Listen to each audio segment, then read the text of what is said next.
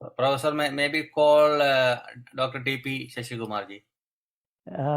Now, before that, we also have, we have Shrikala Nair in the list. So let us follow the list.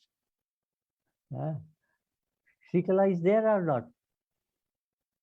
He is also not there. And then, of course, Shashikumarji, he is also not seen. Yes, he is here. He is here? Yeah. Then let him speak then.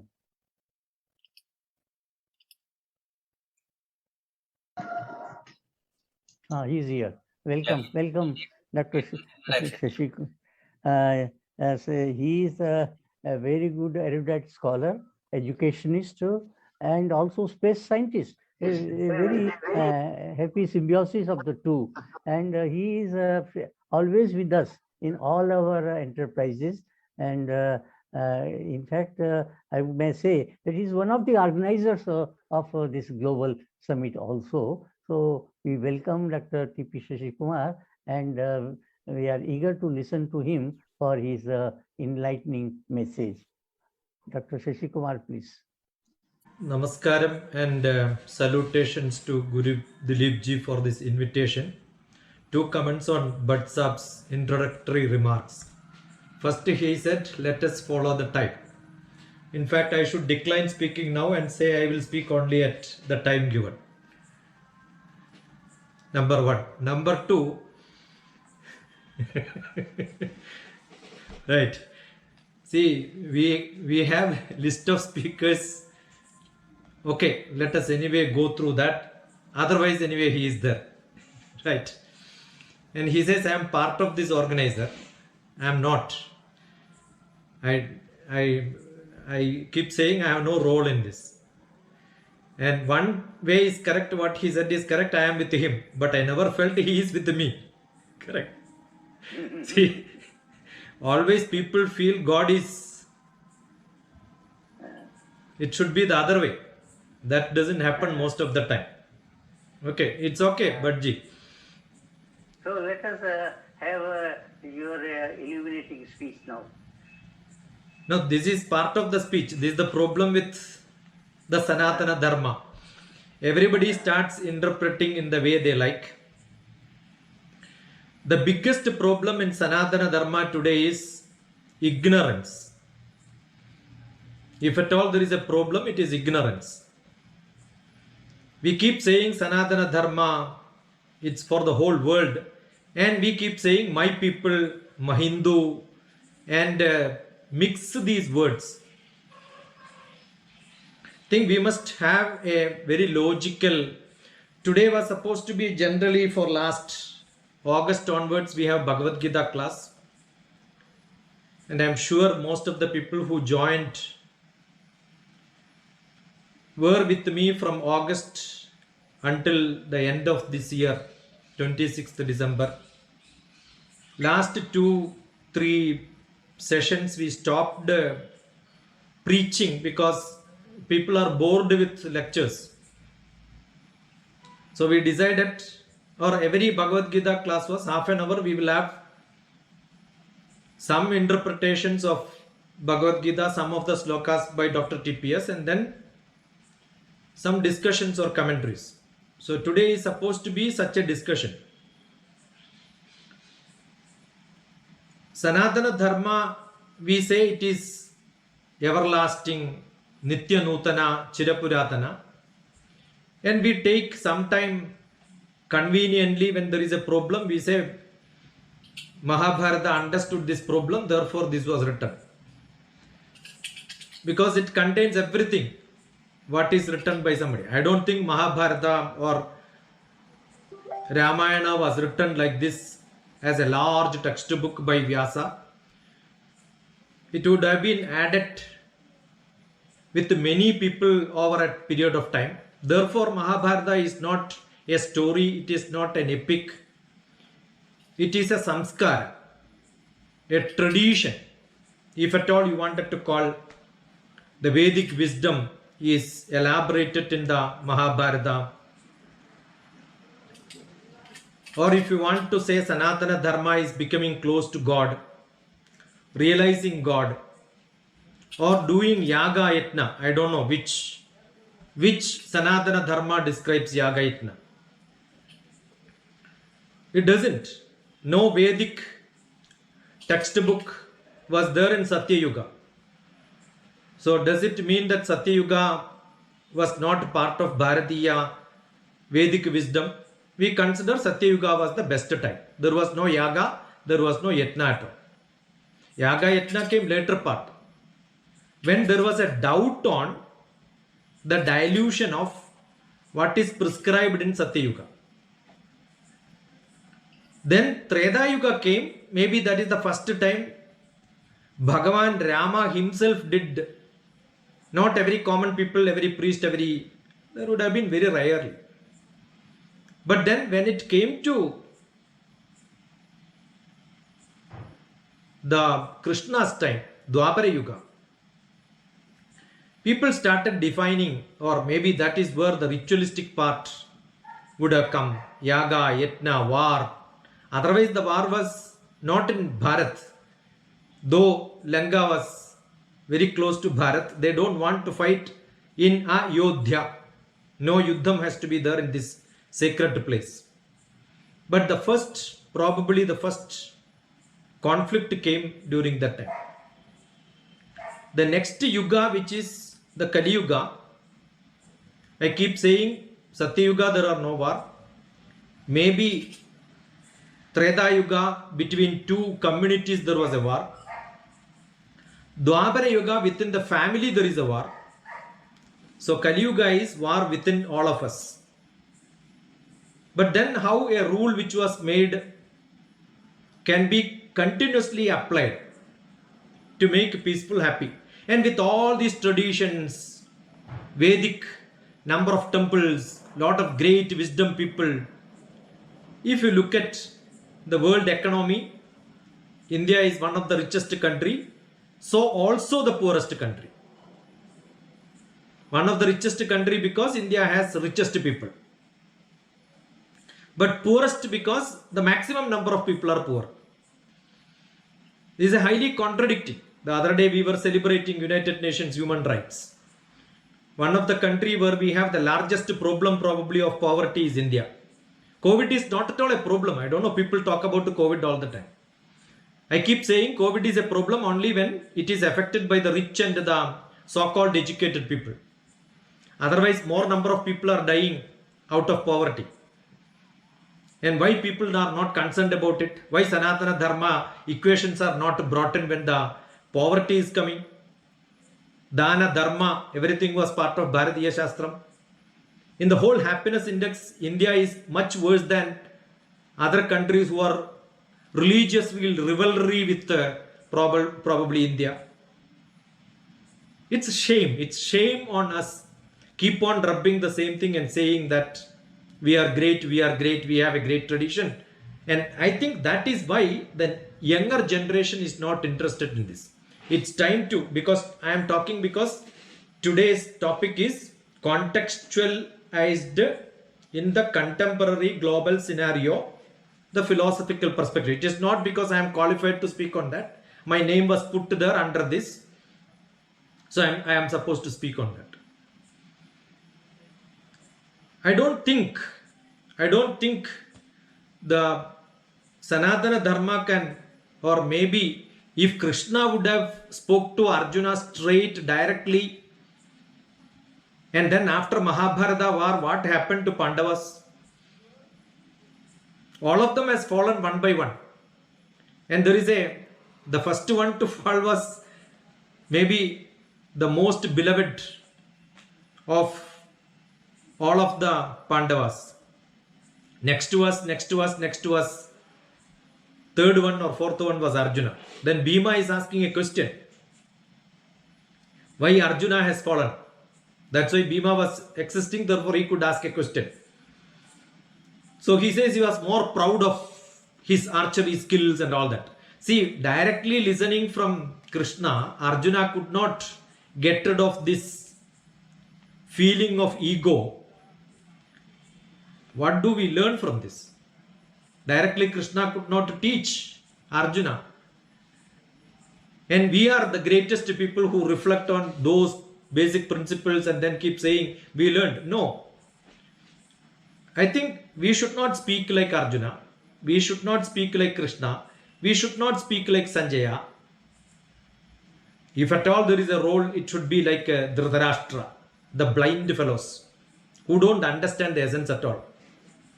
Unless we come out of that, at least to Arjuna's level, with a lot of questions, so that we can show our skill. And probably, yes, for that skill you have to show your, maybe that during the time of action where it is required, you can show your actions. That would be much better.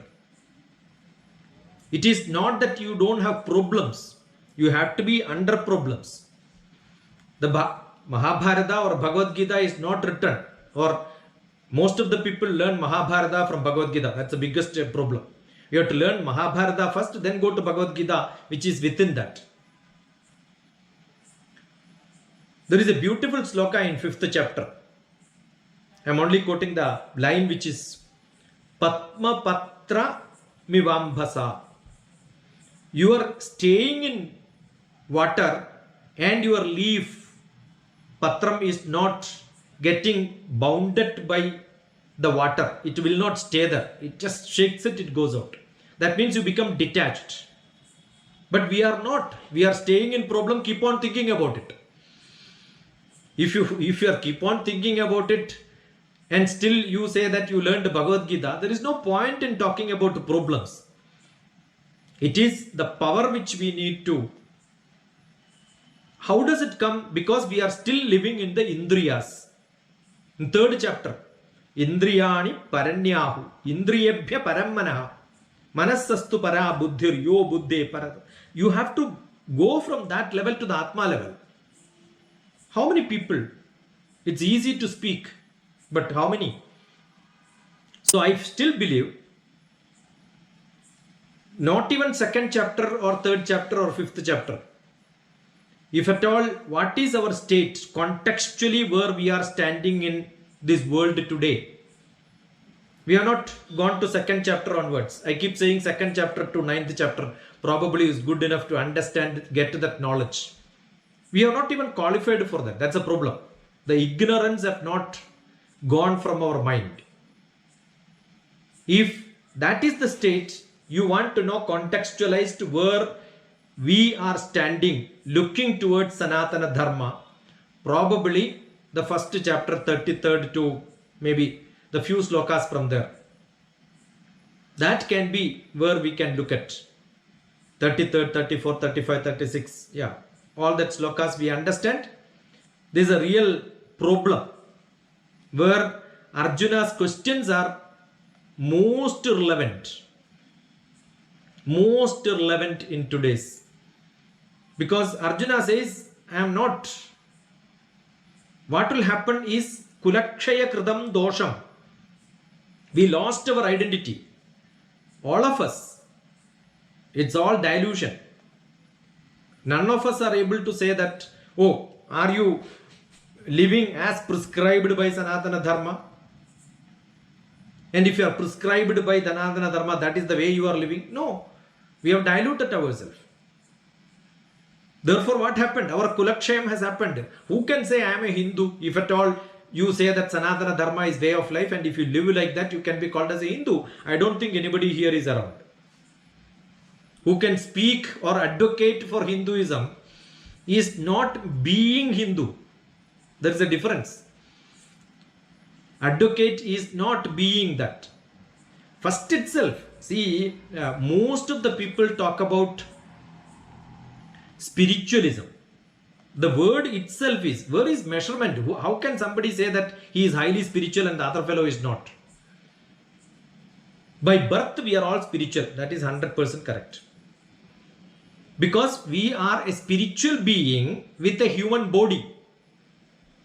Experiencing the human body by the spiritual being inside me. Then what are we doing? Trying to be a human body with a spiritual experience. Therefore, we can sell spirituality today. What a stupid thing is that? We sell yoga, we sell meditation. Because we all have the materialistic mind, the greedy spiritual self. Are we not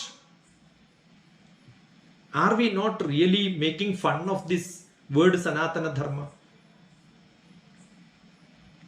Because of the ignorance. That's why I start telling it is ignorance. And if at all you wanted to consider Sanatana Dharma, I was learned it is Ishta Purta. Ishtate Lepade Surgam Purte Moksham Avapniyat. In my Bhagavad Gita sessions, I think somewhere I must have told this one sometimes. Vapi Kupatadakani Devatane Nanicha Anna Pradana Mudyanam Purta Mitya Vidiyate. Environment. How do you live for others? Not for self. So doing yaga, yatna, capturing, all these mistakes is what is done by those people who lived along with Krishna and then wanted to become the rulers, wanted to become powerful, wanted highly egoistic. You can't even leave a small position for somebody else. So Sanatana Dharma, very, very specifically, if you wanted to say Ishtapurtam, and that Ishtapurtam is contextually applicable without any discrimination, without any point of time. But if you are looking at the epics and the stories behind the lessons, what is taught by the God, and if you think spirituality or God or Sanatana Dharma is becoming close to that, I don't want is not there, because all of us are running behind becoming spiritual. That itself is greediness. The biggest greediness today itself is realization. How can you be greedy of being realized? God is not, Krishna himself is not advocating that. He clearly explains you can reach very close to that only when you become focused. Focused on what? Focused on what you get after that is not what is that. When I do my job, I am enjoying, that itself is my happiness. Therefore, that is why karma is given more importance. Not giving explanations on justifications on his actions. Ananyashchindayanto mam ye jana paryupasate tesham nityabhiyuktanam yogatshemam mahamyam. Ananyashchindayanto mam. Very clearly he says, without any other thought process. What is the thought process? My action becomes helpful for somebody else. And that is what it is. Even Brihadaranya Upanishad, probably the last part, if somebody wanted to understand how to get rid of that ignorance, what is the need? Titiksha. That itself is need, desire, thoughts, titiksha. All that Atmanam Chet Vichaniyat. What a beautiful. If you cannot get into that tradition, I think all that we speak becomes not good. We are not attending, we are not learning, we are only doing blah blah blah. Learning should come from questions. Learning should understand. Understanding is not knowledge. Understanding is high, powerful word to be used than learning. So how do you understand? You should have Arjuna's questions. We lack that because everybody thinks I know my views. Why should I question?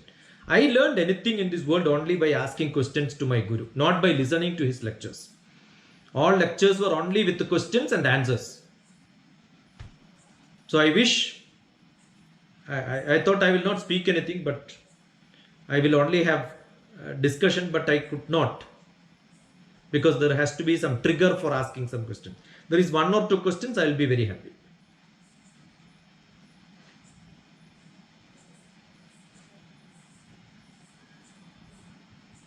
From the audience, questions are invited.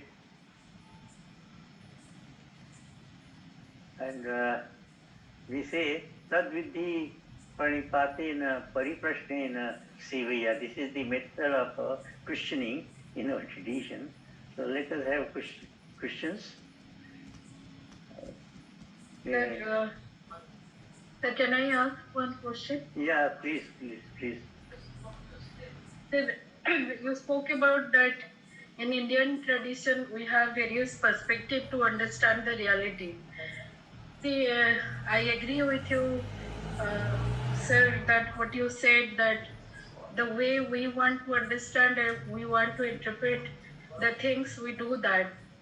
But saying all this, that how to actually develop a perspective and what is the right perspective to understand the Sanatana Dharma, which we are talking about. Like there are so many knowledge, ideas developed by various schools, whether we go by the Buddhist or go by the Hindu perspectives or go by Jain perspective to understand the Sanatana Dharma, or we will create our own perspectives to understand the Sanatana Dharma.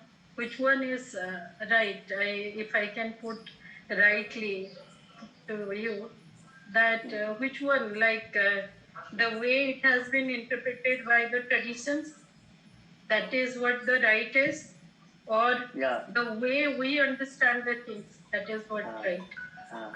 Let TPS now respond here. Dr. Jayanti Sahu is with me in most of my discussions on Bhagavad Gita.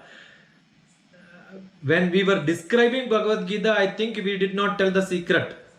But except some time I must have mentioned, none of these are written by probably Bhagavan himself. Right? Not by Vyasa himself. Not by the order from Narada.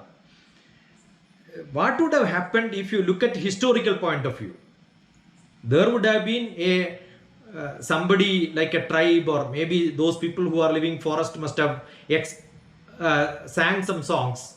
People would have added interpretations by interpretations by interpretations by. That's why I said it's a samskara.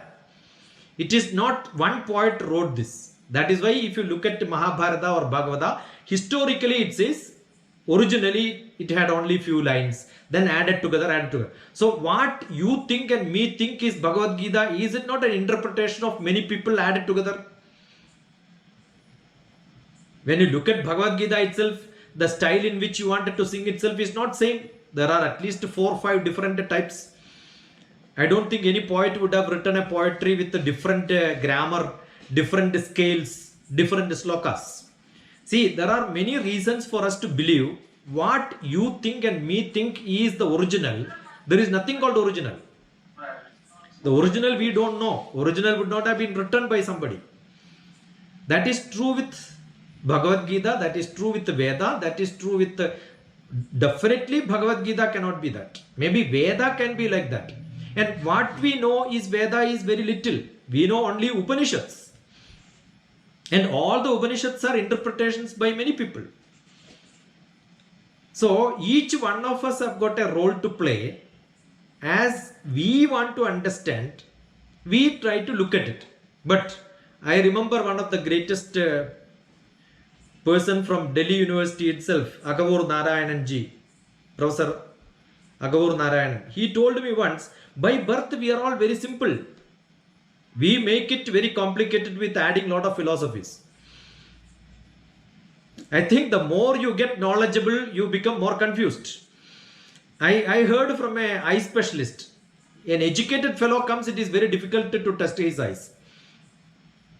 A non-educated fellow comes, easily you can prescribe him. See, the biggest problem with the professors, they pick up the text from somewhere, keep learning it, keep blah blah blah. Actually, most of them are good for theoretical, but we are now discussing, if it is discussing contextually today, why young people don't ask questions and then come, and why are they not attending? That is because you speak always at the problems are not there, but you are not realizing the problems. See, I'll tell you, if I just use a word, Indian citizen, Dr. Jayanti Sahu, tell me whose face is coming in front of you. At least one Indian citizen's name, you tell me.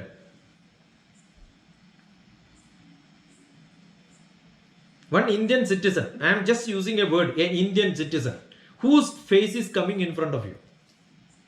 Right now your own face is there with. That is our problem. But understand, 80 to 90% of Indian citizens are the poorest of the poorest on the streets and begging.